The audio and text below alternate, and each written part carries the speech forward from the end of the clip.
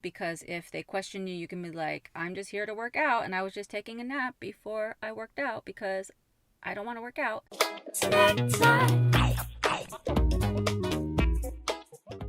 Hello Snack Pack, welcome back to Travel Snacks.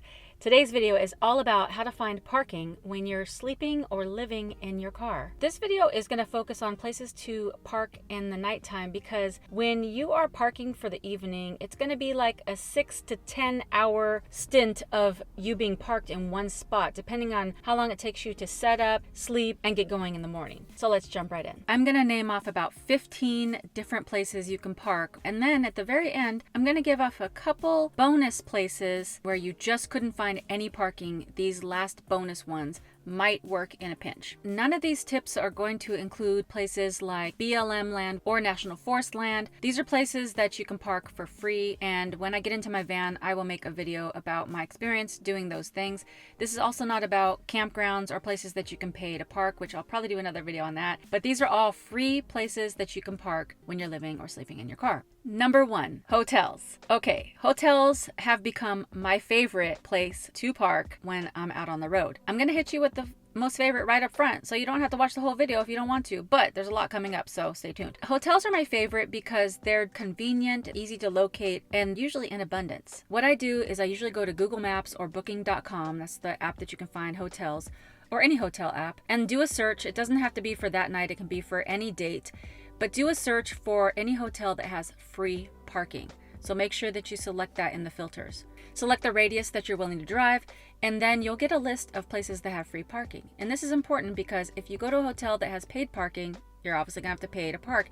And usually they have more stringent rules about security. So once you find a hotel or two that you like, roll up into it and drive around, looking at all the cars that are already parked there. I either look for tags that are hanging from the rear view mirror or ones on the dashboard or a placard or something like that, because some hotels issue that when you check in. If you don't see that, then you're pretty much good to go. Usually they won't have security if it's a lower level or mid-level hotel like Motel 6, Red Roof Inn, Clarion Group, or Holiday Inn or something like that. Almost every hotel that I've stayed at has a sign that says no parking unless you're a registered guest.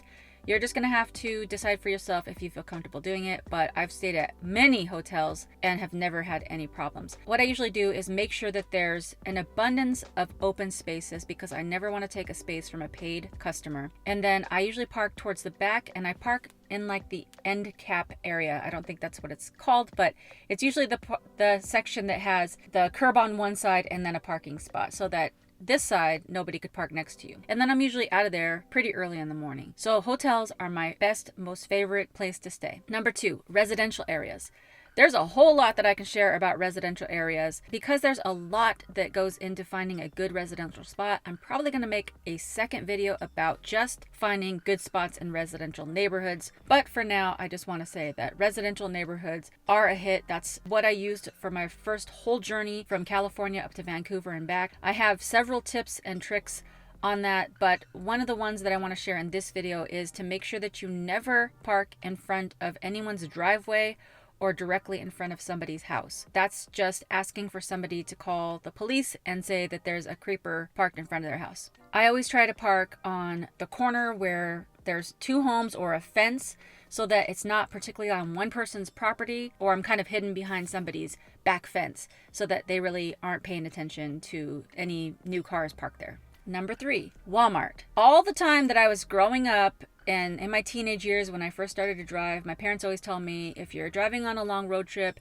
and you start to get tired, you can always pull into a Walmart parking lot and get a few hours of sleep. That, my friends, is no longer the case. Too many jerks have ruined it for the rest of us. There's so many people that park in Walmart parking lots and they drop all their garbage. They're loud. They'll be out there smoking, play their music. They're rolling around with their loud mufflers, and they've simply just ruined it. A lot of Walmarts are like, no, we're not doing that anymore.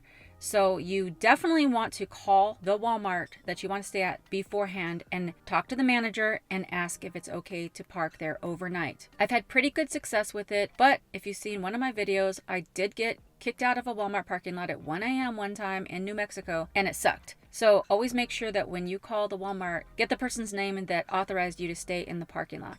And when you stay in the Walmart, always park further back and always buy RVs or other vans, because that's usually the place that they kind of allow gathering of vehicle parking. Since I'm giving you advice on where to park, I hope you'll park your finger on the subscribe button and the notification bell, and you might as well throw a like on this video. Number 4, grocery stores and pharmacies. I had good luck in the Keys parking in I think it's a Winco Foods grocery, but I went in and asked the manager first. They were open 24 hours. That's the key. A lot of these things is going to be that you find grocery stores that are open 24 hours. Also, pharmacies like CVS or Walgreens are open 24 hours. And if you kind of park to the side that's not directly in front of the front doors, then you can usually get a good parking spot, but also make sure that you're in a safe, secure location. Number 5, gyms. Okay, so with this one, you're going to want to find a gym that is a 24-hour gym, 24-hour fitness, Anytime Fitness, Planet Fitness. There's probably a lot more that I don't know about, but those are the ones that I know that do usually have 24 hours. Not all Planet Fitnesses, for example, are 24 hours, so you'll have to look that up on their app or on the website. Usually you'll want to stay in a gym parking lot that you're a member of. That's ideal, because if they question you, you can be like, I'm just here to work out, and I was just taking a nap before I worked out because I don't want to work out. So I've stayed in Planet Fitness parking lots a few times, and a few times it was great, and a couple times it was loud because, again, people are pulling in and out. Number 6, rideshare or carpool parking lots. This is a new one for me, and I recently stayed in a carpool lot in Carlsbad, California, and it was awesome because those are places where people usually go to park their cars and they jump into somebody else's car and go to work, and some people work overnight, so they don't really have security. You really have to read the signs to see, maybe check out to see if you ever see any patrols coming by.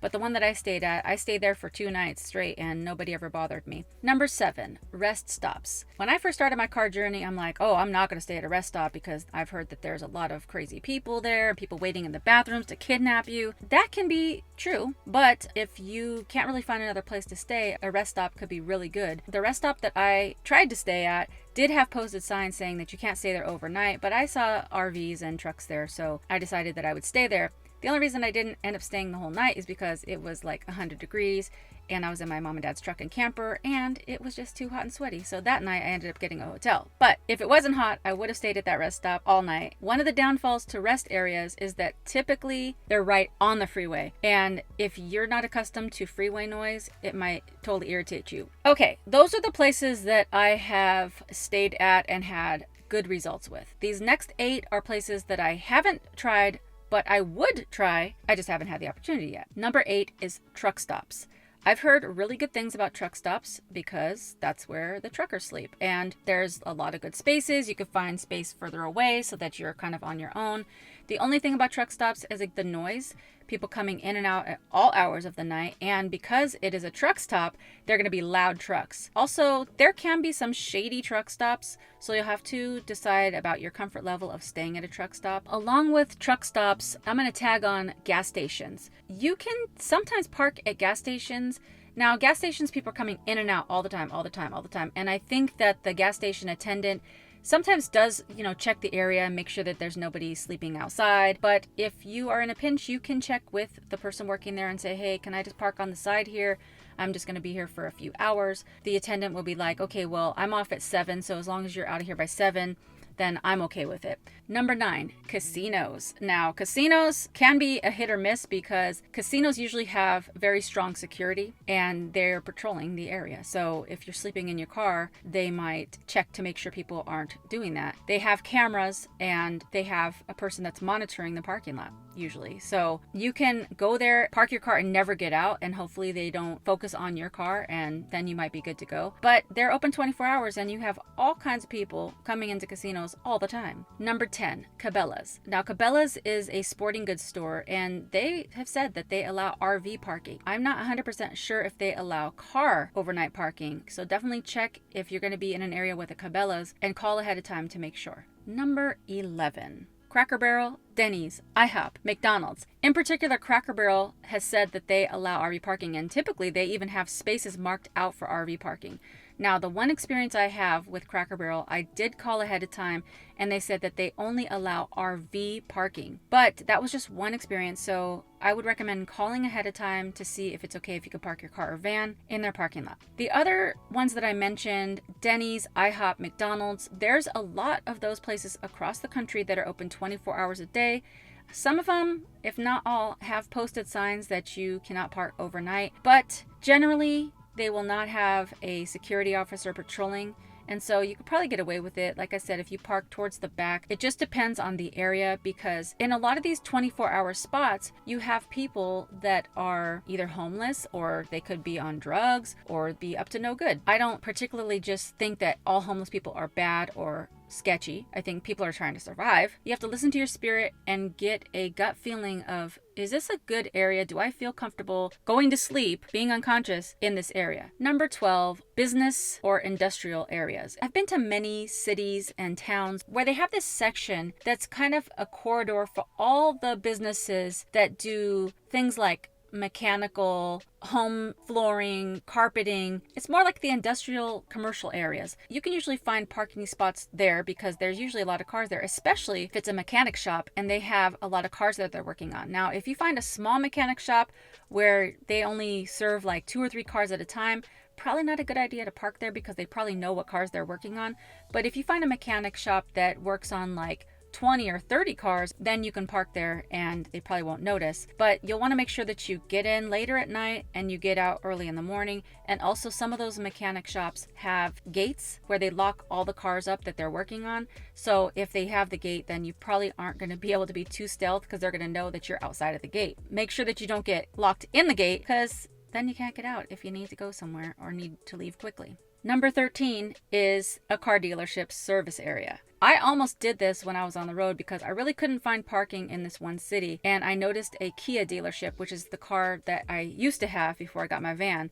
And I was like, listen, if I just roll up in there after dark, park my car and go to sleep, and there's like 50 other Kias, they're not going to really know. You do have to pay attention because a lot of the dealerships put the little tags on the rearview mirror that has the number so that they can identify each car from each other. So it's hit or miss, but I feel like if you want to blend in, go to a place that has a lot of your same type of car. Just get in at night and get out first thing in the morning so they don't try to work on your car while you're in it. Number 14, church parking lots. This is one that I have thought about doing. You're definitely going to want to call ahead and talk to the church office and just explain your situation. Just say you're on a road trip or you're living in your car and you're wondering if you can park in their lot for the night. Church should be a place where they should be welcoming and saying, sure, you can park there. But the way a lot of churches are nowadays, a lot of them aren't really practicing hospitality like they used to. It's kind of sad to say, but some of them might just reject you and say, no, we don't allow that. I try to give a lot of grace because it is a liability for churches to have somebody parking on their property. But at the same time, if you really need a space, a church can be an option for you. And number 15, a hospital next to the emergency room, because obviously people are coming in and out all night because people get hurt or sick all the time. The reason this is at the bottom of my list, and I hesitate even mentioning it, is because a hospital is a place for sick people and people caring for sick people. You never want to take up valuable parking spaces from people that need it. So if you do stay at a hospital, make sure that you leave room for people that really need it. Okay, now I'm going to hit you with a few bonus ideas. These may not be great ideas, but I just want to mention them because sometimes you could be circling around at like 10:30, 11 at night, just so tired. So the first one is an overnight massage parlor. Now, you can call it a massage parlor or an adult massage situation. If they're open 24 hours and they have spaces available, then you can park in the parking lot. That's just hit or miss. The second one is tattoo parlors. They're open overnight because sometimes people go to clubs, they get drunk, and then they're like, let's get a tattoo. Then they're open. So you can probably park your car there for a few hours at least. And number 3, you can ask to stay at a fire station. Now, this is definitely not something that you want to do lightly because a lot of areas it's illegal to sleep in your car. So know your laws before you do this. But if it's an area that they allow it and you just can't find anywhere safe, you can contact the fire station and say, hey, I'm in a bind. I'm on a road trip. I can't find anywhere else to park. Can I park behind the station? They might let you do it. If you have experience sleeping out on the road and there's something that I've missed, please leave it in the comments for the Snack Pack community. I pray you get a peaceful night's rest wherever you lay your head. Snack time. Snack time.